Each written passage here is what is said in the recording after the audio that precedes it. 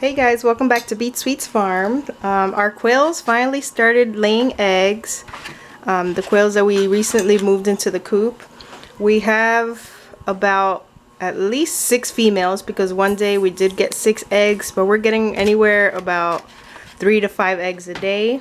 So we have a very good male to female ratio because we have lots of males, and you can tell because you can hear their little calls and you can see the mating with the females. But we do want more females for egg laying, so we're going to incubate these eggs that they've laid so far. And I'm going to show you how I'm doing this now, and then in 18 days we should have baby quails hatching, so I hope to record some of that too. So for quails, it's been a few years since I've done this, so I was researching again. It says the temperature should be set at 99.5 degrees. And we have just this chicken egg incubator. It's a homemade incubator. I didn't make it. We bought it from somebody else, but we've used it a few times and have had success with it. I filled the bottom with water, and I also like to keep a sponge in here constantly wet to add to the humidity. And it's still not up to temperature, but I'm going to put the eggs in and then cover this because this has like holes and stuff, so I like to cover it to keep the heat in, and just until I figure out what it's going to take to keep this at the, what was it, 99.5 degree temperature. Sometimes all it takes is laying a towel on top, or if it gets too hot doing that, I move half the towel over to like let more air in. But overall, as long as your house is around the same temperature all day, then once you get it at the temperature you need it, then it should be fine for the rest of the 18 days. So I'm gonna unplug all of this for now and set the eggs in. I also read, I don't remember doing this last time, but it said to put it like the long pointy side down. So I'm gonna try that out and see. Last time I incubated quail eggs was 3 years ago, so, and we had a pretty good hatch rate that time. I like to put all the eggs towards the middle because this isn't really the best incubator. It has like cold spots sometimes.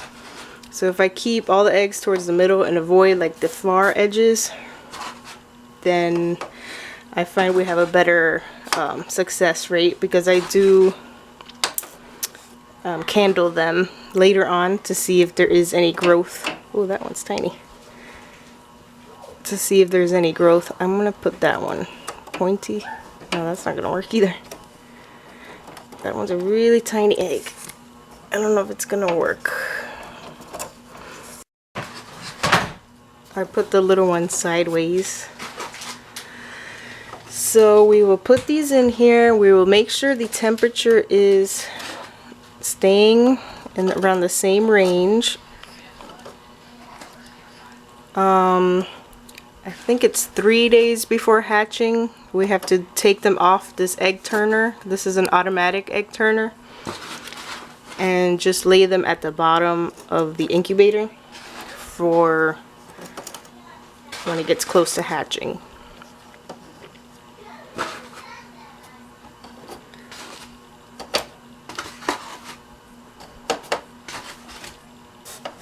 So hopefully we hatch out some more females. That way we have more egg layers, because we really don't need any more males.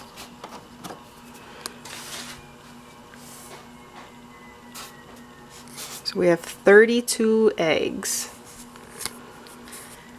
So I'm going to cover this up and turn it back on, and I think in a week or a week and a half, I will try to candle them and see if we can see anything inside and remove any that we don't really see anything inside.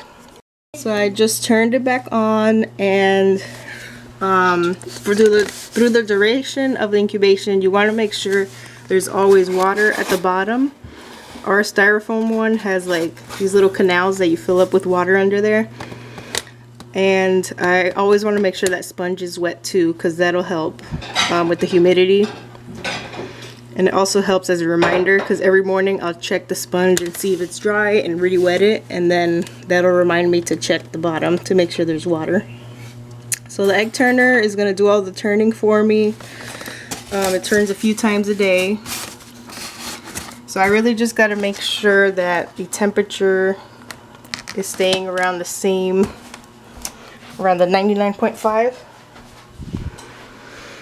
And that there's always some type of moisture in there. So for now, I just put the eggs in, so it's going to be cold. But I'm going to put a towel over it and try to get it to that 99.5, and then figure out what it's going to take to keep it at 99.5, because this incubator is like one of the old styrofoam ones. So it's going to take a little work on my part to figure out how to keep it at the correct temperature. So the next time I'll post a video will be on Candling Day, and then hopefully quails hatch in 18 days, so I'll do a hatching video when that comes. So I'll see you guys then.